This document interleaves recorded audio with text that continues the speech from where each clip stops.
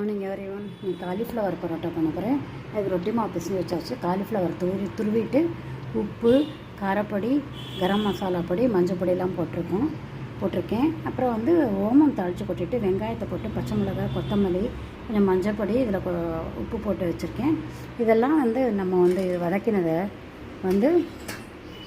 இதில் சேர்த்து கொட்டிட்டு ஸ்டஃப் பண்ணிவிட்டு பண்ண வேண்டியது தான். பண்ணலாம் பார்க்கலாம். தயார் பண்ணி வச்சுட்டு ரொட்டி மாவு மாதிரி இட்டுன்ட்டு இதை போட்டு ஸ்டஃப் பண்ணிவிட்டு காலிஃப்ளவர் பரோட்டா பண்ண வேண்டியது தான். காலிஃப்ளவர் பரோட்டாக்கு இப்படி இட்டுட்டு இப்படி தவாவில் போட்டு 2 பக்கம் திருப்பி நெய்யை போட்டுட்டு எடுக்கலாம். நான் நெய் ரெண்டுத்தையும் கலந்து வச்சுருக்கேன். வேகட்டும். இன்னொரு வாட்டி திருப்பி போட்டுட்டு எண்ணெய் சுவையான காலிஃப்ளவர் பரோட்டா ரெடி எடுத்து நம்ம இதில் செஞ்சு பாருங்கள். டேஸ்ட்டாக இருக்கும். பார்த்துட்டு கமெண்ட் பண்ணுங்கள், சப்ஸ்கிரைப் பண்ணுங்கள். அது தொட்டுக்கு தக்காளி தொக்கு பண்ணேன். தக்காளி தொக்கு கடுக்கு தாளித்து போட்டுட்டு அரைச்ச தக்காளியை போட்டு உப்பு, காரப்பொடி, வெந்தயப்பொடி, பெருங்காயப்பொடிலாம் போட்டுட்டு தேவையான எண்ணெய் விட்டுட்டு பண்ணேன். இதான் இன்னைக்கு மெனு. பார்த்துட்டு கமெண்ட் பண்ணுங்கள். Thank you so much.